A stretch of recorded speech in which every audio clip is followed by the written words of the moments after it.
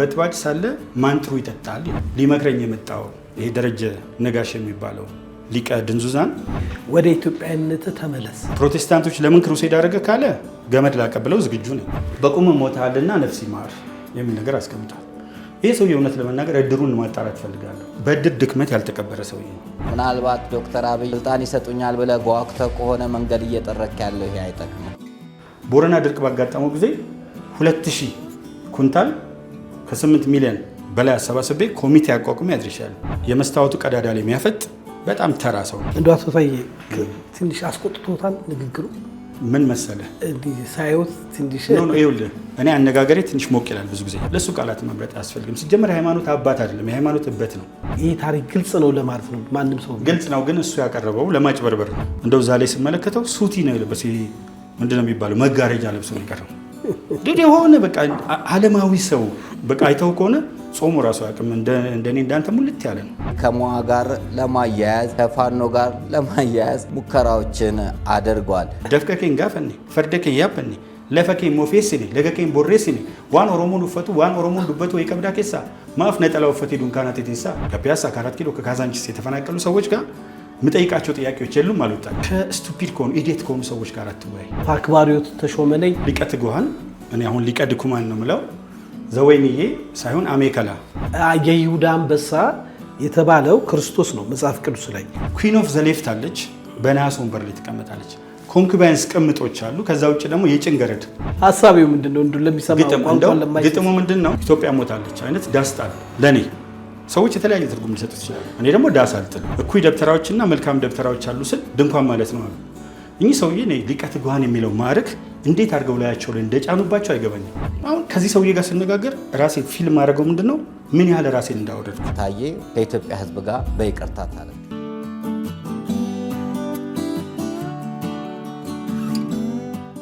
ሰላም ጤና ይስጥልኝ ውድ የሀሌታ ሚዲያ አድማጭ ተመልካቾቻችን፣ ሰላምና ፍቅርን ተመኘው ተሾመ ሽፈራው ነኝ። ሀሌታ ሚዲያ ለእናንተ ይጠቅማሉ የምንላቸውን ሀሳቦች የምናቀርብበት ሰዓት ነው።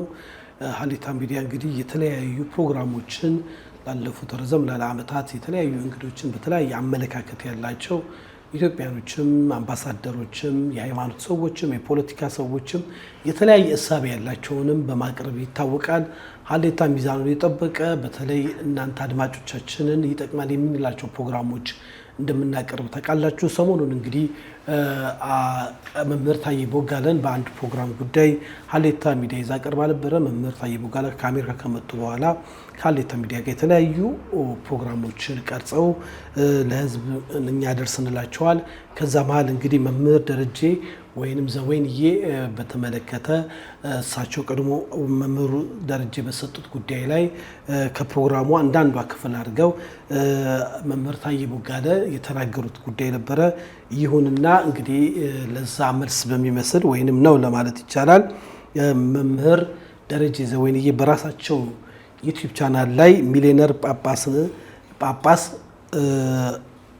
አለማወቅ ደፋር ያደርጋል በሚል አርዕስት ስር ፕሮግራም ቀርጸው ለሕዝብ አቅርበዋል። በዚህ ዩቲዩብ ቻናል ላይ ከተነገሯቸው ነገሮች አንዱ ትንሽ ኮስተር ባለ መልኩ መምህር ታዬ ቦጋለን ተናግረዋል። መምህር ታዬ ቦጋለ ደግሞ ለዚህ ጉዳይ የራሴ መልስ አለ ብለው ስቱዲዮ ተገኝተዋል። መምህር ተጣበበ ጊዜ ብዙ ስራ አሉት። ባለፈው ሳምንት በተጣበበ ጊዜ ጠርቾት በሀገራዊ ጉዳይ በጠቅላላ ጉዳይ አውርተን ነበረ። ከዛ መሀል መምህር ደረጀ ዘወይንዬን በተመለከተ የተሰማሁትን ተናግረው ነበረ። መምህር ደረጀ ዘወይንዬንም በዚህ አጋጣሚ አሁንም ሀሌታ ሚዲያ ተጋብዛለች። እነርሱንም ልክ እንደጋበዝን ቤቱ እኩል ነው፣ ሁሉንም እኩል ነው የምናስተናግደው። የተሰጠ መልስ አለ። ለዛም ይሆን በተለይ በእኔን በተመለከተ ለተናገሩት መልስ አለኝ ብለው ተገኝተዋል። እስቲ እንዴት አዩት ቪዲዮ? እንግዲህ ከሀሌታ ሚዲያ ጋር ያው በረጅም ጊዜ ነው የምንገናኘው። ነገር ግን አማራ ሲተርት በጥባጭ ሳለ ማንጥሩ ይጠጣል ይላል። ሁለተኛ ውሃን ማን ያናግረዋል ቢባል ድንጋይ የሚሉ ሁለት አባባሎች አሉ። እኔ ማን ነው ሊቀ ትጉሃን እኔ አሁን ሊቀ ድኩማን ነው የምለው ዘወይንዬ ሳይሆን አሜከላ ነውና አሜከላይ የምለው ሰው መፈጠሩን አላስታውስም። መኖሩም የሚታወቅ አይነት ሰው አይደለም። ለኔ ትርጉም ያለው ሰው አይደለም። ግን በተቀመጥኩበት ቦታ ተነኮሰኝ። ሲተነኮሰኝ ያለው ነገር ምንድነው? አድኖ መግደል ሲፈልግ ገሎ ማዳን ሊሆን ይችላል። አድኖ መግደል መልካም ተናግሮ ስለ ሰውየው መጥፎ ማድረግ ነው። ገሎ ማዳን ደግሞ ተቃራኒ ነው። እና ታየ ቦጋለ ካሉ በኋላ 3 ነገሮች አድርጉ። ሊመክሩኝ ነው የመጡት። ሊመክሩኝ የመጡ ሰው ወይም አንተ ነው የምለው እኔ ሊመክረኝ የመጣው ይሄ ደረጀ ነጋሽ የሚባለው ሊቀ ድንዙዛን ትልቁ ነገር ያለው ምንድነው? አንደኛ ቫምፓየር ነው አለ። አንድ የሃይማኖት አባት ልጅ ቢሳሳት፣ ምእመን ቢሳሳት ማድረግ ያለበት የመጀመሪያው ትልቁ ነገር ምንድነው? ደጋግሜ እንዳነሳሁት ንስሐ እንዲገባ ስህተቱን 1 2 3 4 ብሎ በማሳየት በተለያየ አይነት መንገድ በማግኘት እንደ አንድ ዜጋም መዋየት ሲችል ሰውየው የሃይማኖት አባት አይደለም፣ ፖለቲከኛ ነው። ወደኋላ ላይ በደንብ ስለማነሳው ማለት ነው። አንደኛ ቫምፓየር አለ። እንግዲህ ከታሪካዊ አመጣጡ ቢያይ ደም ጠጭነት ጋር የተያዘ ነው። ሁለተኛ ለሆዱ በማደር እኔ ከ35 ዓመት በላይ ከአንደኛ ደረጃ እስከ ዩኒቨርሲቲ መምህር ሆኜ ከአንደኛ ደረጃ እስከ ዩኒቨርሲቲ ዳይሬክተር ሆኜ ሰርቻለሁ። በእያንዳንዱ በሰራሁበት ቦታ ተሸልሜ ነው የወጣሁት። አድማስ ዩኒቨርሲቲ ቀላል ነገር ባነሳለ ተማሪዎች የዲግሪ ተማሪዎች ወርቅ ሸልመውኛል። ዩኒቨርሲቲው ልዩ እውቅና ሰጥቶኛል። ቦሌ መሰናዶ ትምህርት ቤት እንደዚሁ 14 ዓመት ሰፊ የሰራሁባቸውን ለማንሳት ነው ሰርቼ አንድ መምህር ወንድና አንድ ሴት ሲሸለሙ ተሸላሚ ነኝ። እዛ ውስጥ ብዙ ገብቼ የመምህራን ማህበር ሊቀመንበር ነበርኩ በከፍተኛ ደረጃ፣ የመንግስት አመራር ነበርኩ ከፍተኛ አመራር፣ ዩኒቨርሲቲ የሚሰለጥኑ መምህራንን የመንግስት ፖሊሲና ስትራቴጂ አሰለጥን ነበር፣ አመራሮችን አሰለጥን ነበር። ኢትዮጵያን ብሎ እንደኔ በዓለም ላይ ዞሮ ንግግር ያደረገ ሰው የለም በእኔ ልክ። ስቶክሆልም ስዊድን ዋና ከተማ 3 ጊዜ ንግግር አድርጌያለሁ። በርሊን፣ ፍራንክፈርት፣ ኑረምበርግ ጀርመን ንግግር አድርጌያለሁ። ፓሪስ ፈረንሳይ፣ አምስተርዳም ሆላንድ ኔዘርላንድስ፣ ዋሽንግተን ዲሲ ካቶሊክ ዩኒቨርሲቲ፣ ሜሪላንድ ሲልቨር ስፕሪንግ፣ ሂውስተን ቴክሳስ፣ ጆርጂያ አትላንታ ጆርጂያ፣ ግራንድ ራፒድስ ሚሽገን፣ ከዛ ልፌ ኒውዮርክ፣ እንደገና ደግሞ በኤችአር 6600 ኢትዮጵያ መንግስት ላይ ማዕቀብ እንዲደረግ ሲደረግ ዋና የምክር ቤት አባል በነበሩትና ኢትዮጵያ ላይ ጥያቄውን ባነሱት ታም ማሊኖውስኪ ቤት በመገኘት ፊት ለፊት ኢትዮጵያን ባዘጋጁት መድረክ ላይም እንደዚሁ በውጭ ቋንቋ ንግግሮች አድርጌያለሁ። በተለያዩ ዩኒቨርሲቲዎች በተለያዩ ሜዳዎች ላይም ንግግር ሳደርግ ቆይቻለሁ። እሱን ለያዝና በዚህ ደረጃ ያለው ሰው ማነጋገር ሲችሉ የነቀዘ የዘቀጠ እያሉ ነበር የገለጹት። ይሄ ንግግር ትክክል ስላልነበረ ለዚህ መልስ ሰጠው። ከዛ በኋላ እሳቸው የሰጡት መልስ አለ። የመጀመሪያው የእውቀት ጥያቄ ነው መልስ የሰጡት። እዛም ላይ እንደው እውቀት የሌለው ማይም ደፋር ነው ለማለት ሞክረዋል። ማይም ደፋር ነው ለማለት የሚያስችላቸው አቅም የለም። ከኔ ጋር ተነጻጻሪ አቅም ባስተያይ ሂስትሪ ተምሬያለሁ። በተለያዩ 3 ተቋማት ቢዝነስ አድሚኒስትሬሽን በሜሪላንድ ኢንተርናሽናል ሙሉ የማስተርስ ኮርስ ጨርሻለሁ በከፍተኛ ውጤት። ዲፕሎማሲና ዓለም አቀፍ ግንኙነት በማስተርስ ደረጃ የወሰድኳቸውን ኮርሶች በሙሉ ኤፕላስ አግኝቻለሁ። ኤኒዌይስ ከትምህርቱ ውጭ ብዙ ነገሮችን አነባለሁ፣ ብዙም ተሞክሮች አሉ። ስለዚህ በሳቸው ጭንቅላት ይህን ሲያነሱ አንድ ትንሽ ነገሮች ላንሳለ። አንደኛው ደብተራ ማለት ታየ አያውቀውም እንጂ ድንኳን ማለት ነው። እኩይ ደብተራዎችና መልካም ደብተራዎች አሉ ስል ድንኳን ማለት ነው አሉ። እኚህ ሰውዬ ሊቀ ትጉሃን የሚለው ማዕረግ እንዴት አድርገው ላያቸው ላይ እንደጫኑባቸው አይገባኝም። ደብተራ 2 ትርጉሞች አሉት። አንዱ ትርጉሙ ድንኳን ነው። ለድንኳን ስትጠቀም ከእምነት ጋር አያይዘ ከመጠለያም ከብዙ ነገሮች ጋር ልታነሳው ትችላለህ። እሱ በጣም ሞር መጽሐፍ ቅዱሳዊ ነው። ሁለተኛው ደብተራ ከቄስና ከዲያቆን ከፍ ያሉ በቤተ ክርስቲያን ትምህርት እነ ግራ ጌታ፣ እነ ቀኝ ጌታ፣ እነ መድ ጌታ፣ እነ አለቃ የሚጠሩበት የጋራ ስም ነው። ይህን ማንኛውም ተራ ሰው ጉግል አድርጎ ቻት ጂፒቲ ተጠቅሞ ኤአይ ተጠቅሞ በሚፈልገው መንገድ ቢጠይቅ የሚያገኘው ነገር ነው። ከተፈለገ ደግሞ መዝገበ ቃላትን ቢያዩት የሚሉት አንደኛው እውቀት እንደሌላቸው ደብተራ ትርጉም መረዳት ያልቻሉ ሊቀ ትጉሃን ናቸው። ሊቀ ድንዙዛን ያልኩት ለዚህ ነው። ሁለተኛው የቴዎድሮስን ዘመን ማነው የአጼ ዘርዓ ያዕቆብን ከ1426 እስከ 1460 አሉና ነው አክቹአሊ በግሪጎሪያን ዘመን ቀመር ነው። ብዙ ጊዜ ሂስትሪ በዛ ስለሆነ 1426 14ኛው ክፍለ ዘመን አሉ። ይሄ መቼም የ3ኛ ክፍል ተማሪ የሚያውቀው ነው። ትልቅ ድንቁርና ነው። በ14 የሚጀምሩ ቁጥሮች 15 ናቸው። አሁን ለምሳሌ ዛሬ ያለ ነው 21ኛው ክፍለ ዘመን ነው። በ20 ነው የሚጀምረው። ስለዚህ ዓመተ ምህረት አቆጣጠር የማይችል ሊቀ ትጉሃን እኔ ጋር መጥቶ አቃቂር ለማውጣት ሲሞክር ዘበርድስ ብሎ ደግሞ ጀመረ። ስለ ዴፊኒትና ኢንዴፊኒት አርቲክል አስተምረው ብዙም አልዳዳም። እነዚህ ተራነቱን በእያንዳንዱ ንግግር ውስጥ አውጥቼ ላሰጣው ይችላል እና ብዙ መርዛኝነቱ ስለሱ መናገር አልፈልግም ነበር። ስለ ጳጳሳትን ባልናገር ደስ ይለኛል ይልና ከዛ በኋላ ይነጋገራል። ሌላው ኢትዮጵያዊ ማንነትን ካድክ የሚል ነገር አንስተዋል። ኢትዮጵያዊ ማን ነው? አልከፋፍልም፣ እኔ ሁሉንም ኢትዮጵያዊ እኩል ነው ማየው ምናምን ብለው ተናግረዋል። ሁሉንም ኢትዮጵያዊ እኩል የሚያይ ሰው፣ ሁሉንም ኢትዮጵያዊ እኩል የሚመለከት ሰው የኢትዮጵያ ብሔራዊ ሃይማኖት በዛው ቪዲዮ የኢትዮጵያ ብሔራዊ ሃይማኖት ኦርቶዶክስ ነው። ለምንድን ነው ሌሎቹ እምነቶች እውቅና የሚሰጣቸው? እንግዲህ በ21ኛው ክፍለ ዘመን ቁጭ ብሎ ስለ ሴኩላሪዝም የመንግስትና የሃይማኖት መለያየት የማያውቅ ስለ ህገ መንግስት የማይገነዘብ ሰው የኢትዮጵያ ኦርቶዶክስ ቤተክርስቲያን ከአክሱም ጊዜ ጀምሮ ብሔራዊ ሃይማኖት ስለሆነች ብዙ ሀገሮች ብሔራዊ ሃይማኖት ነበራቸው።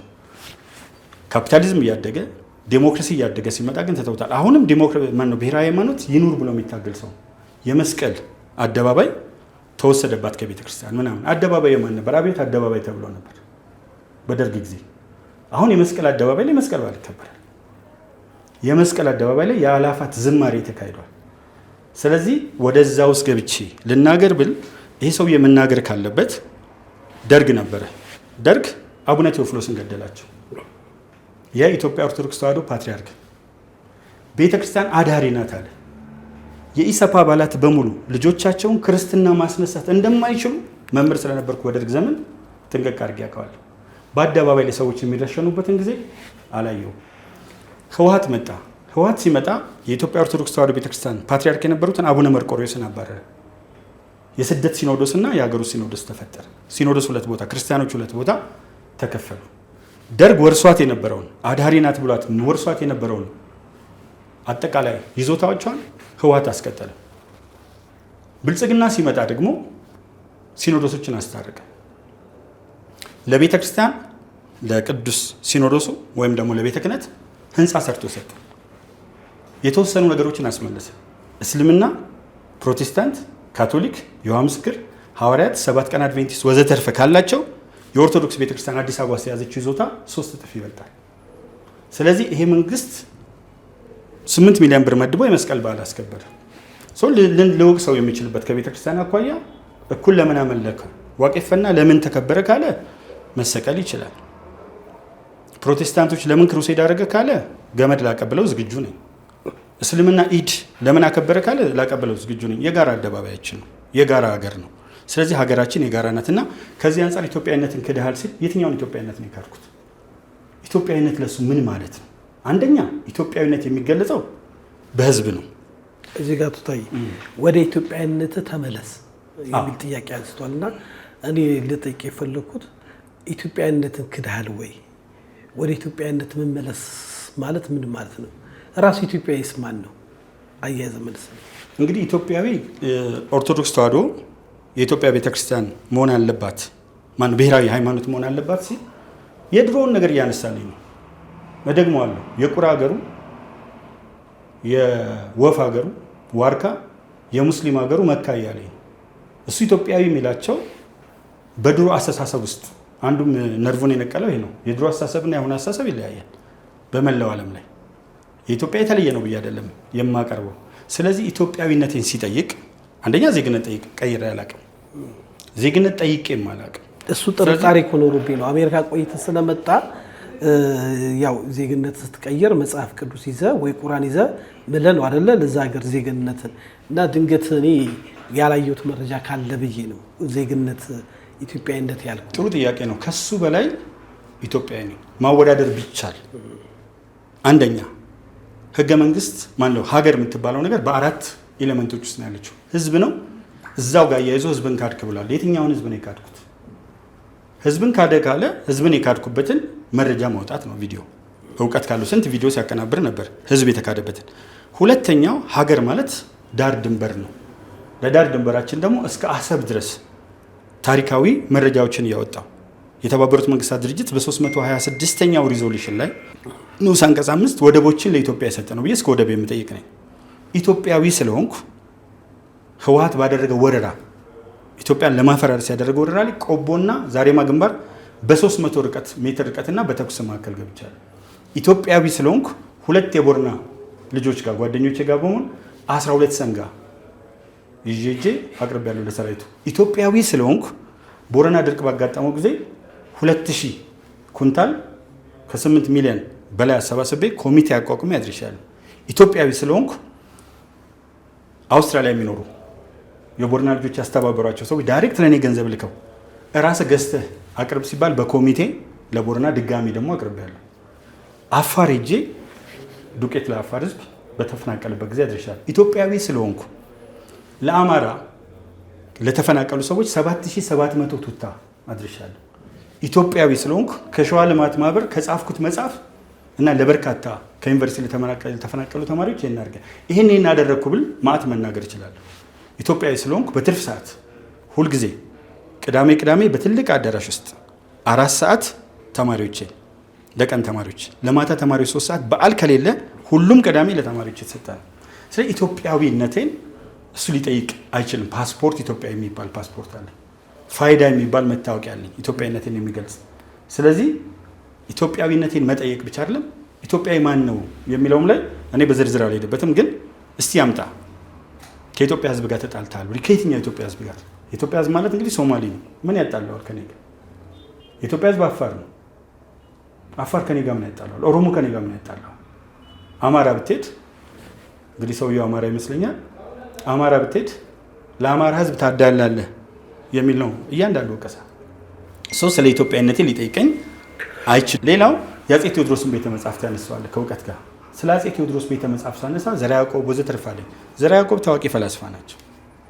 ቅዱስ ያሬድ ድጓ፣ ጾመ ድጓ፣ መዋሥዕት መጽሐፍት ጽፏል። በርካታ መጽሐፍት ከድሮ ጀምሮ ኢትዮጵያ ውስጥ አሉ። ከፈለገ የውጭዎች ከጻፉት ዘ ፐሪፕለስ ኦፍ ዘ ኤሪትሪያን ሲ እና ግሪካዊው ኮስሞስ ኢንዲኮፕለስቲቭስ ከጻፈው ከክርስቲያን ቶፖግራፊ ጀምሮ ኢትዮጵያን ስነ ጽሁፎች፣ ሃጂኦግራፊ፣ ገድሎችን ብዙ ነገር ላነሳለት ይችላል። ነገር ግን መጽሐፍትን ከየቦታው አሰባስበው ከመላው ሀገሪቱ ከተገኘበት ቦታ እሳቸው ከያዙት በቁጥጥራቸው ስር ካለ ቦታ አሰባስበው ቤተ መጽሐፍት መድኃኔዓለም ቤተክርስቲያን ውስጥ ማን ነው ስለ አፄ ቴዎድሮስ ትልቅነት ሳነሳ ቤተ መጽሐፍት ጭምር ያቋቋሙ ናቸው። አሁን ሄጄ ወደኋላ የታሪክ የመጽሐፍ አመጣጥ እንዴት ነው ምናምን አይደለም። እኚህ ሰው እንደውም የመጀመሪያ ሊባሉ የሚችሉ ናቸው። ምክንያቱም በስርዓት መጽሐፍትን ደርድረው የተደጎሱ መጽሐፍትን ፈልገው ጦማሮችን አሰባስበው ይህን አድርገው እና ስለ አፄ ቴዎድሮስ ትልቅነት ያነሳውበት ነው። አሁን እሱ ቦምቦሊኖ ሲቀርብለት ቀዳዳው ላይ ያፈጣል። ይሄ ሰው የህይወት መስታወት አሳይተህ እንትን ብትለው ፊት ላይ ያለው ሞጫ ያንን ግርዶሽ አንሳ ብትለው የመስታወቱ ቀዳዳ ላይ የሚያፈጥ በጣም ተራ ሰው ነው። ሲጀምር የቤተ ክርስቲያን አባት ነው የሚል ሰው ሶሻል ሚዲያ ላይ እየተጣደ ፖለቲካ ሲለፈልፍ የሚውለው እና እሱም በኋላ አነሳዋለሁ። ሌላው በቁም ሞታልና ነፍስ ይማር የሚል ነገር አስቀምጧል። ይሄ ሰው የእውነት ለመናገር እድሩን ማጣራት ፈልጋለሁ። በእድር ድክመት ያልተቀበረ ሰውዬ ነው። አንድ የሃይማኖት አባት ሊቀ ትጉሃን የሚል የማይመጥ ነው። አንድ ውሻ አንድ ጊዜ አሉላሉና ስም አወጡለት ለአንድ ውሻ። እንደው አቶ ታዬ ትንሽ አስቆጥቶታል ንግግሩ። ምን መሰለህ እንዲህ ሳይወት ትንሽ ነው ይኸውልህ፣ እኔ አነጋገሬ ትንሽ ሞቅ ይላል ብዙ ጊዜ ሰዎች እንትን እያሉ ነው እንጂና ምንድን ነው አሳማዎችን ማርክ ትዌን የሚባል ሰው ምን ብሎ ተናግሯል? ኔቨር አርጊው ዊዝ ስቱፒድ ፒፕል ኔቨር አርጊው ዊዝ ኢዲየት ፒፕል ዜይ ድራግ ዩ ዳውን ቱ ዴር ሌቨል ኤንድ ቢት ዩ ዊዝ ኤክስፒሪየንስ ይላል። ምንድን ነው ከስቱፒድ ከሆኑ ኢዲየት ከሆኑ ሰዎች ጋር አትወያይ። ምክንያቱም ወደ እነሱ ያወርዱና በእነሱ ሜዳ ላይ ስትጫወት፣ ለምሳሌ አሳማ ጭቃ ላይ ብትጫወት ደስ ነው የሚለው፣ በጣም ኢንጆይ ነው የሚያደርገው። አንተ ግን ልብስን ያበላሻል። ስለዚህ አሁን የእንቁራሪቶች ጫጫታ ለምሳሌ ግመሉ ካራቫን የሚሉት አለ። ግመሉ ጉዞውን ይቀጥላል፣ ውሾች ከኋላ ይጮኻሉ። ውሾቹ ይጮኻሉ፣ ግመሉ ግን ጉዞውን ይቀጥላል የሚል የአርብቶ አደሮች አባባል አለ። ግን ዞሮ ዞሮ እንደ ሰው ደግሞ ፊሊንግ አለኝ፣ ስሜት አለኝ እና አንድ የሃይማኖት አባት ወርዶ ተዋርዶ እየገባ ፖለቲካው ሲያቦካ ሲፈተፍትና ሲያጨማልቀው ለእሱ ቃላት መምረጥ አያስፈልግም። ሲጀመር የሃይማኖት አባት አይደለም፣ የሃይማኖት እበት ነው። በእርግጠኝነት መነግረኝ ነው። ቃል አልመርጥም፣ ምክንያቱም ዲክሽን ምን እንደሆነ አውቃለሁ። የቃል መረጣ ግን ለሱ እንትን አይለውም። ሌላው ያነሳው ነገር ስርዓት ያልፋል፣ ዶክተር አብይ ይሄዳል፣ ይህ ስርዓት ይመጣል። በሁሉም ሀገሮች ስርዓት ያልፋል። አንዴ ሪፐብሊካን፣ አንዴ ዲሞክራት፣ አንዴ ሊኩዊድ፣ አንዴ የተለያዩ ፓርቲዎች ሊመረጡ ይችላሉ። ስርዓት ስለሚያልፍ ስርዓት አይደገፍም የሚል የፖለቲካ ሳይንስ ቋንቋ ካለ ያሳየን። እያንዳንዱ ሀገር ላይ አሜሪካ ነበርኩ ነው 3 ዓመት ሪፐብሊካን ፓርቲን የሚደግፋሉ፣ ዲሞክራቲክ ፓርቲ የሚደግፋሉ። አያልፍም ብለው አይደለም። የትኛውን ስርዓት ብደግፍ ነው የሚሻለው? እንግዲህ ዘወይንዬ የሚባለው ሰውዬ የሚደግፈው መሳሪያ ይዘው ጫካ የገቡ ሰዎችን ነው። እኔ ደግሞ እሱን አልደግፍ። አሜሪካ ከ1865 በኋላ ሰላም ያገኘችው ችግር ስለሌለ አይደለም፣ ዲስክሪሚኔሽን ስለሌለ አይደለም። የእርስ በርስ ጦርነትን አቁመው በሀሳብ መዋየት ስለቻሉ በጠመንጃ የመጣ መልሶ በጠመንጃ ነው የሚወድቀው፣ ሰላም አይኖርም። ስለዚህ ምንድን ነው እኔ እያወራሁ ያለሁት? መንግስትን መደገፍ እኮ በጣም ኤቢሲ ነው። ለምሳሌ 11 ሚሊዮን አካባቢ ካልተሳሳት ቁጥሩን የብልጽግና ፓርቲ አባላት ብቻ 11 ሚሊዮን ናቸው። እዚህ አሁን የሴቶች የድጋፍ ሰልፍ ነበር። ምን ሊላቸው ነው? ከኢትዮጵያ ሕዝብ ጋር ተጣሉ ማለት ነው? ይሄ ሁሉ አጥልቅልቆ አዲስ አበባ የወጣው በ10 ሺዎች የወጣ ደጋፊ ከመንግስት ጋር ተጣልቶ 11 ሚሊዮን የብልጽግና አባል ሆኖ ከኢትዮጵያ ሕዝብ ጋር ተጣልቷል። ፍኖተ ሰላም በቅርብ ቀን ድብልቅልቅ ያለ ሰልፍ ነበር። የቅርብ ድብልቅልቅ ያለ እና የፍኖተ ሰላም ሕዝብ ተጣልቷል። የአማራ አመራሮች የአማራ ክልል በሱ ስለሚገባኝ ነው አካሄዱ፣ ንግግሩን በደንብ ማየት። የአማራ ክልል አመራሮች ከክቡር ምክትል ጠቅላይ ሚኒስትሩ ጀምሮ ከአማራ ሕዝብ ጋር ተጣልተዋል፣ ከኢትዮጵያ ሕዝብ ጋር ተጣልተዋል። ምክትል ጠቅላይ ሚኒስትር ስለሆኑ ክቡር አቶ አረጋ ከበደ ለጋስ የአማራ ክልል ፕሬዚደንት ተጣልተዋል። ጽንፈኛው ቡድን ወጥቶ ምን አላቸው? በ11 ቁጥር ምስማር መታ ያለው አሁን አግኝቻቸዋለሁ። ለሰላም እጅ ሰጥተው ተሸንፈው አይደለም፣ ለሰላም እጅ ሰጥተው በድርድር የገቡ አንዳንዶችን አግኝቻቸዋለሁ በአካል። ያን ሁሉ ነገር ሲያጋልጡ ከህዝቡ ጋር ተጣልተዋል ማለት ነው። ህዝቡ ተሰብስቦ ሰንጋዬ ተበላ፣ አስተማሪዋ ወጥታ 20 ዓመት ያስተማረ ባሌን የራሴ ተማሪ ስለ እግዚአብሔር ስለ ማርያም እያልኩት ገደለው ያለችው ከዚህ ኢትዮጵያ ህዝብ ጋር ጣልታለች። ስለዚህ መንግስትን መደገፍ የፖለቲካ ሀሁ መሆኑን እንኳን አያውቅም። አሁን ከዚህ ሰውዬ ጋር ስነጋገር ራሴ ፊልም አደረገው ምንድን ነው ምን ያህል ራሴን እንዳወረድኩ። መንግስት ያልፋል ምናምን፣ በፖለቲካ ቋሚ ወዳጅ የለም፣ ቋሚ ጠላት የለም። ዶክተር አብይና ጌታቸው ረዳ ታርቀዋል። ብዙ ያለፈለፈው ነገር የለም። በረከት ገብሬዋ እንዲሆናለች፣ መንሱር እንደዚህ ሆናል። አያገባኝም። እኔ ቢዝነስ ሰው አይደለሁም እንደሱ። በኋላ መጣበታለሁ። 4.5 ሚሊዮን መጽሐፍ ጽፌ ለእንትን ነው አልኩ። ስንት ሚሊዮን ስላለው ነው 4.5 ሚሊዮን የሰጠው? የዘረፈው ስላለ አይተው እኮ ነው የለበሰው። የግጥም መድበል ሸጬ አሜሪካ ውስጥ ላይ በቃ እሱ 4.5 ሚሊዮን ለመስጠት አንድ ሰው ስንት ሚሊዮን ቢኖረው ነው? እንደው ዝም ብሎ 100% ሰጠው ካለ እዛ ተሳናዘር ይሹ። ግን ይሄ ሰውዬ ዝም ብሎ እንትን ካየው አለባበሱ እንደው እዛ ላይ ስመለከተው ሱቲ ነው የለበሰው። ይሄ ምንድን ነው የሚባለው? መጋረጃ ለብሶ ነው የቀረው። ድድ የሆነ በቃ ዓለማዊ ሰው በቃ አይተው ከሆነ ጾሙ ራሱ አቅም እንደኔ እንዳንተ ሙልት ያለ ነው። አረ እንደውም እኔ በጣም የከሳው ነኝ። ዝም ብሎ ሲውጥ እንደሚኖር ያስታውቃል። እና ሆዱ ከጭንቅላቱ ዩኒቨርሳሊ ፕሮፖርሽናል ነው እና ያ ያስቸገረው ይመስለኛል። እዚህ ውስጥ ይመጣ እንዳርገዋት ምንም አው ለምን አከብራለሁ አይደለ?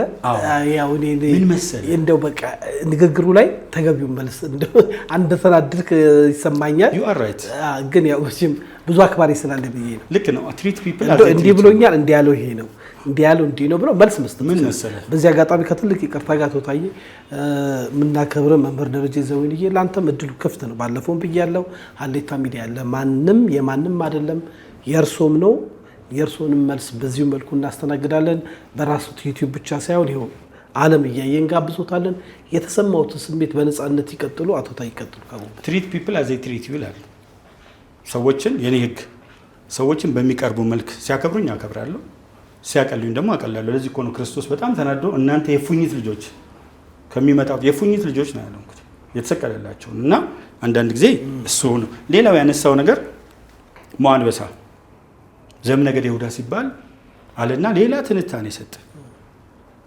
እንደው ምን አይነት ጭንቅላት እንዳለው አላውቅም። ሞአንበሳ መነሻው ክብረ ነገስት ነው።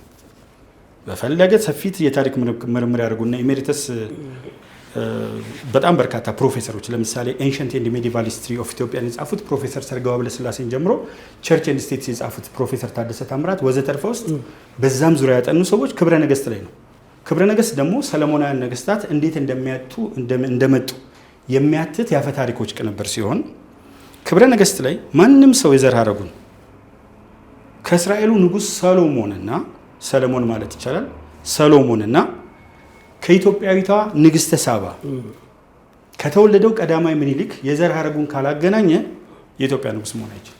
ስለዚህ የኢትዮጵያ ነገስታቶች ያው ታሪክ ስናነብ ሰለሞናዊ ስርወ መንግስት እንደነበረ የታሪክ አዋቂዎች ብዙ ይጽፋሉ፣ እስከ ቀዳማዊ ኃይለ ሥላሴ ድረስ ማለት ነው። ያ የንጉሳዊ ቤተሰብ ቅድም እርሱ እንዳሉት ከንግስት አዜብ ከንጉስ ሰለሞን ቀዳማዊ ምኒልክን ጸንሳ መታ ወልዳ የአክሱም ጽዮን ማርያምም ከሱ ጋር ተያዘ ረዘም ያለ ታሪክ አለውና ይህ ታሪክ ግልጽ ነው ለማለት ነው። ማንም ሰው ግልጽ ነው፣ ግን እሱ ያቀረበው ለማጭበርበር ነው። ይሁዳ ሲባል አንበሳ ነው፣ ይሁዳ የአንበሳ ደቦል ነው ምናምን አለ እና ከክርስቶስ ከምን ለማያያዝ ሞከረ። ቪዲዮም ማየት ትችላለህ። በደንብ በጥንቃቄ ስላየሁት ነው። የይሁዳ አንበሳ የተባለው ክርስቶስ ነው መጽሐፍ ቅዱስ ላይ። የሰለሞን ስርወ መንግስትና የይሁዳ አንበሳ አብሮ ሊወዳደርም አይችልም። አይገናኝም። ሲጀመር እኮ እነዚህ ሰዎች ብዙ ሚስት የሚያገቡ በኢትዮጵያ ነገስታት እኮ አፄ ቴዎድሮስ ናቸው የከለከሉት እንጂ ኩዊን ማዘር አለቻቸው በወርቅ ወንበር ላይ የምትቀመጥ። እዚህ ላይ አሁን ለምሳሌ እሳቸው ያነሱት አፄ ዘርዓ ያዕቆብ አለ። ንግስት ኢሌኒ የግራ ባልቴትና የቀኝ ባልቴት ብለው ብዙ ልጆች እንዳላቸው፣ ብዙ ቅባት እንዳላቸው፣ ብዙ ሚስቶች እንደነበሯቸው የታሪክ መጽሐፍቶች ይዘግባሉ። እኚህ ሰውዬ ደግሞ እኚሁ ንጉስ ደግሞ ቅዱሳን መጽሐፍ ጽፈዋል፣ የቤተ ክርስቲያንን ስርዓት ደንግጓል ተብሎ የታሪክ መዘጋበቶች ይናገራሉ። እና ይሄ ለሳቸው ግልጽ ነው ብዬ አስባለሁ። እኔ መልስ እሰጣለሁ። ለተንኮል የተጠቀሙበት ስለሆነ እንጂ ኩዊን ማዘር አለች፣ በወርቅ ወንበር ላይ ትቀመጣለች። ኩዊን ኦፍ ዘ ራይት አለች፣ በብር ወንበር ላይ ትቀመጣለች። ኩዊን ኦፍ ዘ ሌፍት አለች፣ በነሐስ ወንበር ላይ ትቀመጣለች። ኮንኩባይንስ ቅምጦች አሉ። ከዛ ውጭ ደግሞ የጭን ገረድ ከገረዶች መካከል ያን አገልጋዮች ገረድ ይባሉ ነበር፣ ከነሱ መካከል ይመርጣል። ለዚህም ነው ንጉሱ ሲሞት ከተለያዩ ስለሚወለዱ አንዷን ከጎጃም ይወልዳሉ፣ አንዷን ከጎንደር፣ አንዷን ከወሎ ስለሚገዳደሉ አምባ ወህኒ የሚባል የንጉሱ ወንዶች ልጆች በሙሉ በጣም ሰፋፊ ሪሰርቾች የተሰሩበት ነው። አምባ ወህኒ በጎንደር ዘመነ መንግስት ጊዜ ይቀመጣሉ። ለምን እንደሚቀመጡት ከዛ አንዱ የንጉሱ ልጅ ከወረደ ስልጣን ለመያዝ ኩዊን ማዘሯ እኔ ኩዊን ማዘር ነኝ ትላለች። ኩዊን ኦፍ ዘ ራይት የኔ ልጅ ታላቅ ነው ትላለች። ኩዊን ኦፍ ዘ ሌፍት በውጊያም በምንም የሚታወቅ የኔ ልጅ ነው ትላለች። ሰው ይዋጋሉ። የምግብ ቀማሽ እስከሚያደርጉ ንጉሶች ይቸገር ነበር በመርዝ ስለሚገሉ ነገስታትን። እዛ ውስጥ ከገባን ብዙ መናገር ይቻላል። እንደገና ደግሞ በኋላ በሸዋ ዘመን ደግሞ ማን ላይ መጥተዋል? ከጎንደር በኋላ ባለው ዘመንም ከዛ በፊት ባለው ዘመንም አምባ ግሸን የሚባል ቦታ ደግሞ በወታደር እየተጠበቁ ይቀመጡ ነበር። ስለዚህ እነዚህ ምድራዊ ነገስታት ናቸው፣ የሚፈልጡ የሚቆርጡ። አፄ ቴዎድሮስ እጅግ ተዋረዱ፣ የሸዋን ሰው ልጅ ነስተውት ሄዱ። ይሄ ግን አፄ ቴዎድሮስን ታየ ዝቅ እንዲያደርግ ያደርጋሉ ስትል በፍጹም። አፄ ቴዎድሮስ የዘመናቸው ውጤት ናቸው። አፄ ቴዎድሮስን በጣም ነው ማደንቃቸው። አፄ ምኒልክን በጣም ነው ማደንቃቸው። ከብዙ ሰዎች ጋር ደግሞ በዚህኛው እንጣል። ለምን? አፄ ቴዎድሮስ በዛ ዘመን ከነበሩ የአፍሪካ መሪዎች ብታወዳደራቸው በጣም የተሻሉ ናቸው። አንደኛ ድንቅ መንገዶችን አሰርተዋል። እራሳቸው ቆመው ምሳ ሳይበሉ። ይህን ደግሞ ኢትዮጵያን አይደሉም የውጭ ሰዎች መስክረውላቸዋል። 3 መንገድ ነው ያሰሩት የሚገርም አይነት። እንዳልኩህ ባህር ኃይል ኢትዮጵያ ለመመስረት ኢትዮጵያን ውጭ ሀገር ሄደው እንዲማሩ ከማድረግ አንጻር መሬት ላራሹ ብዙ ሰዎች ታግለው በደርግ የመለሰው መሬት ላራሹ ለመጀመሪያ ጊዜ የመለሱት ቴዎድሮስ ናቸው። ብዙ ልናነሳላቸው ምንችላቸው ናቸው። አፄ ምኒልክ ጋር ስትመጣ ያመጧቸው ዘመናዊ ስልጣኔዎች የኔ አሁን ትልቁ ከሰዎች ጋር ያለኝ ልዩነት ምንድን ነው? እነሱ አፄ ምኒልክን አፄ ቴዎድሮስን አንዱ ቡድን ጥቀርሻ መቀባት አለባቸው፣ ሌላው ቡድን ደግሞ ከመላእክት ተርታ ሄደው መቀመጣ። ሁለቱም ልክ አይደለም። በሚዛን ነው ልናያቸው የሚገባው። እያንዳንዳችን ሰዎች የራሳችን ስህተት አለ። ስለዚህ መዋን በሳይ ቢለውም ከዚህ ጋር ሌላው የቴዲ አፍሮ ዳስጣል አጠራጣር አድርጌ ይጨርሳሉ። ከዚህ በኋላ አጫጭር ናቸው። የቴዲ አፍሮ ዳስጣል ስትናገር ወረቦሌ የሚለውን ኦሮምኛ ትችላለህ እና ለምን ወረቦሌን አላነሳህም አሉ። እንግዲህ 2 አመለካከቶች አሉ። አንዱ አዲስ አበባ የኛ እና አዲስ አበባ ኬኛ የሚለው አሉ። በዚህ ላይ እኔ አዲስ አበባ የጋራ ናት፣ ዝርዝር ውስጥ መግባት አልፈልግም። የጋራ የሁሉም ኢትዮጵያዊ ናት የሚል ነው። ቴዲ የዘፈነው ኢትዮጵያ ሞታለች አይነት ዳስጣል ለእኔ ሰዎች የተለያየ ትርጉም ሊሰጡት ይችላሉ። እኔ ደግሞ ዳስ አልጥልም። ቴዲን እኮ በጣም በሙዚቃው በምኑ የሚገርም አይነት ተጽዕኖ ፈጣሪ ነው። ከኛ በላይ ብዙ ተጽዕኖ የፈጠረ ሰው ነው። ግን ሙሉ ግጥሞቹን አይደለም፣ ሙሉ ስንኞችን አይደለም። ዳስጣል ያለበት ቦታ ላይ 9.5 ሚሊዮን ተማሪ እየተመገበ ነው። 9.5 ሚሊዮን ተማሪ እየተመገበ ነው። 34,000 ቅድመ መደበኛ ትምህርት ቤት ተሰርቷል። 45,000 የወጣቶች ማዘውተሪያ ተሰርተዋል። 580,000 በዚህኛው በብልጽግና ዘመን 580,000 ቤቶች ተሰርተዋል። ፒያሳ 4 ኪሎ ካሳንቺስ ተቀይረዋል። ችግሮች የሉም ወይ ግን አላልኩ። ከፒያሳ ከ4 ኪሎ ከካሳንቺስ የተፈናቀሉ ሰዎች ጋር የምጠይቃቸው ጥያቄዎች የሉም፣ አልወጣኝም። ዳስ ግን አልጥልም። ምክንያቱም የብዙ ሰዎች እፎይታ አግኝተዋል። እንደገና ተረጂ መሆን ነው አሉ። ምግብ ለ9.5 ሚሊዮን ተማሪ ማቅረብ አይደለም ለተማሪ ትምህርት ቤቱ ስለሚሰበሰብ አሜሪካ በፉድ ስታምፕ የሚኖሩ ብዙ ኢትዮጵያውያን አሉ። ነበርኩኝ 3 ዓመት ኖሬ፣ ግን ከ30 ዓመት ከኖሩት በላይ ያውቀዋሉ አሜሪካ። ለምን መገናኛቸው ሰዎች በጣም ዲቴይል አሜሪካን የሚያውቁ 30 ዓመት 40 ዓመት 50 ዓመት የተቀመጡ ሰዎች ናቸው። ሶ ዝም ብሎም ይቀመጣል። አሁን አንድ ሰው ኒውዮርክ ብቻ ነው አሜሪካ ሄደ 30 ዓመት ከኒውዮርክ አልወጣም። እኔ ደግሞ ዘሆል አሜሪካን ዞር ያለ እየሳሽከረክርም ራሱ ከዲሲ እስከ ኒውዮርክ ምናምን በደንብ ኤኒዌይስ እዛ ውስጥ አልገባም። ሌላው ወረቦሌ ብቻ ሳይሆን ብዙ በሁለቱ አቅጣጫ ያሉ እንትኖች አሉ። ይሄኛው ግን ሀገርን ነው ዳስታለ። በኦሮምኛ ግን የሆነ ነገር ብሏል አለ። ምን እሱን አናውቅ። አሁን ማዕት ዘፋኞች አሉ። አቶ ይቅርታ ኦሮምኛ ይችላል?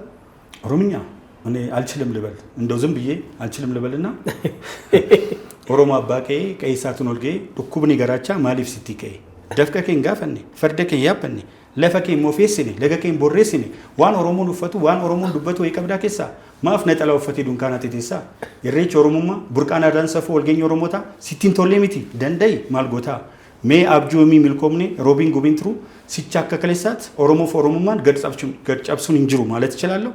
ትንሽ ይችላል። ምክንያቱም ቦርና ማለት ነው። እናቴ አጋጣሚ አማርኛ ግጥም ነው። ሐሳቢው ምንድነው? እንዱ ለሚሰማው ቋንቋ ለማይችል ግጥሙ ምንድነው?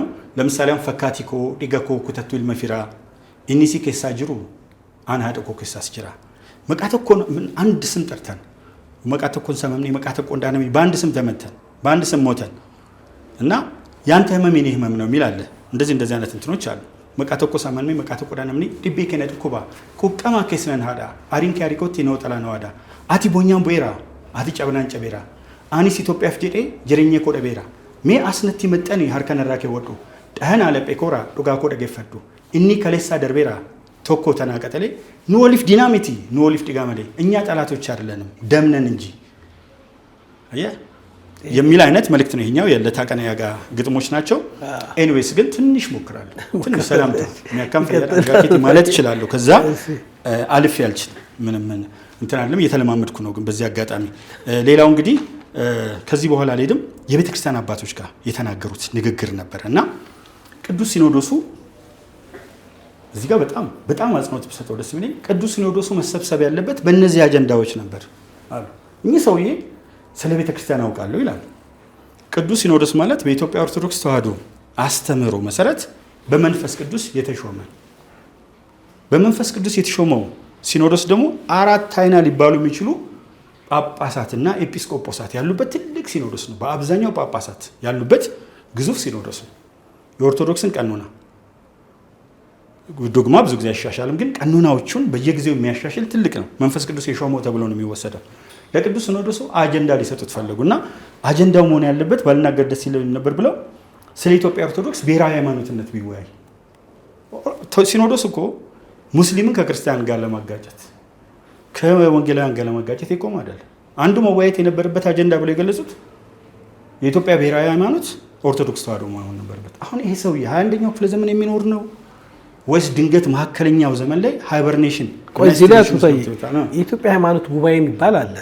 የኢትዮጵያ ሃይማኖት ጉባኤ ሁሉንም ሰባቱን ሃይማኖቶች የያዘ ነው። ኢትዮጵያ የሁሉም አይደለች እንዴ? ቆይ እስላም አለ፣ ሙስሊም ማለት ነው፣ ዋቄፍም አለ፣ ፕሮቴስታንት አለ፣ በጣም በብዙ ሚሊዮን ኦርቶዶክስ አለ፣ ጥቃቂት ደግሞ የራሱ እምነት ያለው አመለካከት ያለ የብዙ ሚሊዮን ህዝብ ጥርቅም ነን። በቋንቋ ካየን ብዙ ቋንቋ የሚነገርባት ውቧ ኢትዮጵያ ነው የምትባለውና እንግዲህ ይሄ ሰውዬ እኮ ነገር ያለው ነው። ሳቢውስ ይቻላል ወይ? ሙአ ተዋሕዶ ነው ስል ብዙ ሰዎች እሱም ራሱ ሙአ ተዋሕዶ አለኝ ከሙአ ተዋሕዶ ጋር ሊያነካካኝ ሞከረ ብሏል። እንደውም ስላነሳው በዚህ ጋር ሙአ ተዋሕዶ ካልሆነ የኦርቶዶክስ ቤተክርስቲያን አባቶች እኮ ኢትዮጵያ ሁላችንም ናት። እንደውም አፄ ኃይለ ሥላሴም እንደሚሉት ሃይማኖት የግል ሀገር ግን የጋራ ናት። እሳቸውም እንኳን ወደ ኋላ ሄደን ብንመለከት እንዲህ አይነት ነበሩ ያሉት። እስልምናን የተቀበለች ክርስትናን የተቀበለች ሀገር ናት። ብዙ ወደ ኋላ ሄደን ታሪኩን ማንሳት እንችላለን። አባቶቻችን የሆኑት በጋራ ነውና 21ኛው ክፍለ ዘመን ላይ ደርሶ ብሔራዊ ሃይማኖት ለምን ይሆን አላለም። ሌሎች ያነሳቸዋሉ ብዙ ነገሮች ስለ መስቀል አደባባይ፣ ስለ ሚሊዮነሮች ጳጳሳት አለ። በነገራችን ላይ እሱ ሚሊዮነር እኔ አንድ ያነሳዋል ገዳማት ተራቁተው ምናምን አስጎብኝ እንደሆነ ሰማለሁ። እርግጠኛ ባልሆንም በኋላ ላይ ሳጣራ አስጎብኝ እየሆነ በየገዳማቱ ሜት ነው። እንደውም የኢትዮጵያ ነዋይ ቅዱሳት በየዓለም ገበያ ላይ በጨረታ እየተቸበቸቡ ነው። ማን ነው የሚያሰርቃቸው? የመንግስት ባለስልጣናት አይገቡ። ገብተዋል። የመንግስት ባለስልጣናት ገዳማት አይገቡ። ገዳማት የሚገቡት ለገዳማት አክሰስ ያላቸው አንድም ገዳማውያኑ ቆጽለ ገዳማትን እየተመገቡ የሚኖሩት ከዚህ ዓለም ተለይተው የሚኖሩ መነኮሳት ናቸው። ሁለትም አስጎብኚዎች ናቸው። አስጎብኚዎች ደግሞ እንዳየኸው ዘርፋፋ ሱቲ የሚለብሱ ናቸው። ቴሌቪዥን እንዲህ ሚዲያ ላይ እንኳን ሲቀርቡ ረጅም ነገር የለበሱ ሰውዬ ናቸው። እዚህ ላይ ማአት አሸንክታብ ያለበት። ስለዚህ እኔ አደረጉ አይደለም ግን እንደው ዝም ብዬ የሀብታቸውን መጠንና የሰውነታቸውን እንደው ጥሩ አይደለም እንጂ ፐርሰናሊ እንደው ይሄ ማወድወድ ስመለከተው መጠብደል ሳይ እንደው ምናልባት ጥርጣሬዎችን ባነሳ ብዙ እኔንም ይመለከታል ይሄ ንግግር እኔንም ይመለከታል እና ይሄ ተራ አጀንዳ ነው ይላል። እንግዲህ ስሟ ተዋህዶ ሆነ ምናምን ብያለሁ። ሀሌታ ቴሌቪዥንን ያነሳው ራሱ ይመልከት። ሌላው በፍርድ ሂደት ላይ አሁን ፍርድ ላይ ያሉ ሰዎች አሉ። የመጨረሻ ማድረገው ይሄንን ጥያቄ ካላነሳልኝ የፍርድ ሂደት ላይ በፍርድ ቤቱ ሂደት ላይ መዛባት ሊያስከትሉ የሚችሉ ጉዳዮችን አንድ ሰው ተጠርጣሪ ፍርድ ቤት ወስዶ በረከት ገብረያውን የሚሆን መንሱርንም ይሁን ማንንም እስካልወሰነባቸው ድረስ ባያዝ የሚያደርግ ነገር ልትናገር። ሁለተኛ ሁሉም ባለሀብት ከኋላው ባለስልጣን አሉ። አሁን ይሄ ነውረኛ አገላለጽ። በመላው ዓለም ባለሀብቶች አሉ። ካፒታሊዝም ውስጥ ሀብቶች ይፈራሉ። በደርግ ጊዜ ሀብት የነበራቸው ነበሩ። የደርግ ከ500 ሺህ በላይ ማለፍ ስለማይቻል አስቸጋሪ ነበር። በህወሓት ጊዜ ግን በጣም በርካታ ባለሀብቶች ተፈጥረዋል። ብዙዎቹ እነዚያ ባለሀብቶች አንዳንዶቹ በሙስና ሊሆን ይችላል፣ አንዳንዶቹ ብዙዎች ግን በልፋታቸው ታዋቂ ኢንጂነሮች፣ ታዋቂ አርኪቴክቶች በአንድ ጊዜ በሚሊዮኖች የሚከፈላቸው አሉ። ስለዚህ ከእያንዳንዱ ጀርባ ባለስልጣን አለ ማለትና ባለስልጣናትንም ደግሞ ከህዝብ ጋር የመለየት እንቅስቃሴያቸውን እዛ ላይ በዚህ አጋጣሚ የመንግስት አመራሮች ይህን ቪዲዮ በጥንቃቄ ቢያዩት ሰውዬው የለቀቁትን ቪዲዮ ቅድስት ቤተክርስቲያንም የኢትዮጵያ ኦርቶዶክስ ተዋሕዶ ቤተክርስቲያን በሚገባ ብታየው ብትመረምረው ደስ ይለኛል። እኚህ ሰው ወደ ገዳማት አካባቢ ወደ ተለያየ ቦታ እየሄዱ የአባቶችን ስም የሚያጠፉ ናቸውና ሊቀ ትጉሃን የሚለው ስልጣን አሁንም ካላቸው ስልጣናቸውን የማገድም ነገር አላት። እንግዲህ ቢሊዮነሮች ናቸው፣ ዘራፊዎች ናቸው ምናምን የሚሉ ነገሮች ተነስተዋል።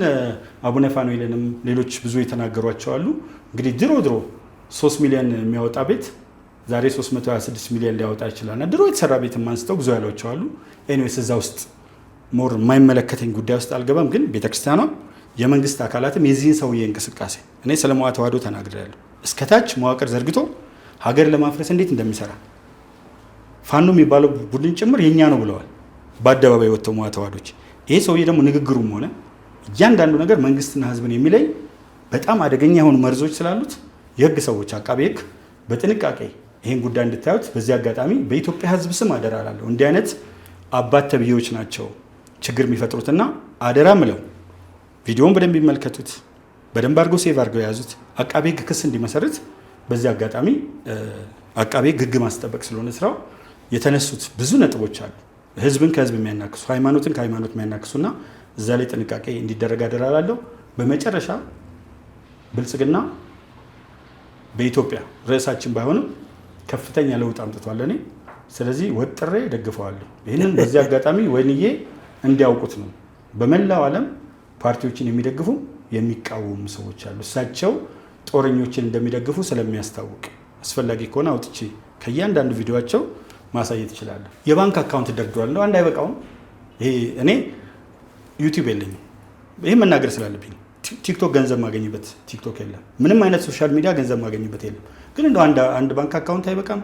አንድ የቤተክርስቲያን ሊቀ ትጉሃን ናቸው፣ ትጉህ ናቸው። ባይዘው በዚህ ጋር ብሔራዊ ማነው የኢትዮጵያ ንግድ ባንክ አለ፣ በዚህ ጋር ቢንሲን ያለና ለዝርፊያ ትጉህ መሆናቸውን በዚህ አጋጣሚ ማየት ይችላለሁ። እኔም ካሁን በኋላ የባንክ አካውንቴን ለጥፌ እኔም በሆን ትንሽ ብሸቃቅል ጥሩ ነው። አመሰግናለሁ። ያው መቼም የሚንቀሳቀስ ሰው ቢደገፍ መልካም ነው የሚል ሀሳብ ያለን ውድ ሀሌታ ሚዲያ ተመልካቾቻችን፣ የዛሬ ፕሮግራማችን መምህር ታዬ ቦጋለ እንግዲህ መምህር ደረጀ ዘወይንዬ በሰጡት ሀሳብ ላይ የራሳቸውን ሪፍሌክሽን ወይ ሀሳባቸውን ተዘጋጅተው የመጡትን ያስተላለፍ ነው። እምብዛም ጥያቄ ያልጠየቅ ነው። እሳቸው ራሳቸው በዚህ ጉዳይ ሙሉ ናቸው፣ መመለስ ይችላሉ ብለን ነው። በተረፈ ግን እዚህ ላይ መምህር ዘወይንዬ የተናገሩት ሀሌታ ሚዲያ በተመለከተ ሀሌታ ሚዲያ ዘር፣ ቋንቋ፣ ሃይማኖት፣ የፖለቲካ አመለካከት የማይለይ የማንኛውንም ሀሳብ የሚያስተላልፍ ነው። የፖለቲከኞች ይመጣሉ፣ የሃይማኖት አባቶች ይመጣሉ፣ ሌላ ሀሳብ ያላቸው ይመጣሉ፣ ማህበራዊ አገልግሎት ላይ የሚሰሩ ይመጣሉ። የሀሌታ ቪዲዮ መመልከት ተገቢ ነው። እርስዎንም እንግዲህ ከዓመታት በፊት በዚችው ሚዲያ ስቱዲዮ ከእርስዎ ጋር መልካም ውይይት እንዳደረግኩት ትዝ ይለኛል። ጥሩ 2 ፕሮግራሞች ሰርተናል። ከዛ መሀል ግን እርስዎ ያነሱት ስለ ደቂቀ እስጢፋኖስ ነው። ደቂቀ እስጢፋኖስ እርስዎ የተሰጡት የተመቹትን ሀሳብ በጊዜው አስተላልፈናል። ሶፊያንም አንስተዋታል። ሶፊያ ከኔ ጋር በምትሰራው ዶክመንታሪ ፊልም እና በተለያየ ጉዳይ ላይ እዚህ መታ እንግዲህ የራሷን ሀሳብ ተሰጥታ አይተሳስቼ ነው ብላ ደግሞ ቪዲዮም እንዲነሳላት እንዳደረገች ለሁሉም ግልጽ ነው። ይሁንና እንግዲህ በደቂቀ እስጢፋኖስ ጉዳይ ላይ ሰይፍና መስቀል በዚህ አጋጣሚ ላስተዋወቁት ሰይፍና መስቀል ሚል በ4 ቋንቋ የተጻፈ መጽሐፍ በቅርቡ እጆቼ ላይ ይደርሱታል። ተለቅ ያለ ሙቪና ዶክመንታሪ ፊልም ይደርሱታል። ይህ እንግዲህ እንደ ፕሮፌሰር መስፍን ወልደማርያም፣ እንደ ፕሮፌሰር ታምራት፣ ፕሮፌሰር ጌታቸው ኃይሌ ደቂቀ እስጢፋኖስ በህግ አምላክ የሚል በአዲስ አበባ ፕሬስ የተዘጋጀ ከ20 ዓመት በፊት የወጣ ነው። እነ ፕሮፌሰር ላጲሶ አንዳንዶቹ በህይወት አሉ። በህይወት የሌሉ እንቁ የሆኑ አባቶች የኢትዮጵያን ታሪክ የኛው ታሪክ ነው ብለው ሳይበርዙ መቼም አንድ ሀገር ደካማ ጎን አላት፣ ጠንካራ ጎን አላት ብለው የሰሩትን ታሪክ ነው እኛም መልሰን የምናቀርበው። እጄ ላይ በቅርቡ እንኳን ማስታወቂያ ቢሆንም ጥሩ ነው። ዶክተር መስከረም ለቲሳ ደቂቀ እስጢፋኖስ ብላ ጽፋለች። ዝክረ ነገር መምህር መላከ ታቦር የጻፉት አለ። በአማን ነጸረ ወለተ ጽድቅ የሚል አለ። በዚህ ጉዳይ ኢትዮጵያኖች እየተወያዩ ነው። እርሶም ከኔ ጋር መልካም ውይይት አድርጓል። አሁንም እጋብዞታለሁ። ቤቶት ነው፣ ቅሬታ ያሰማዎት። በተረፈ ትንሽ ቅር ያለን ግን ሀሌታ ሚዲያ የተሐድሶ ሃይማኖት እያመጣ ቤተክርስቲያንን ያሰድባል። እኛ እንዲህ ብሎ የለም።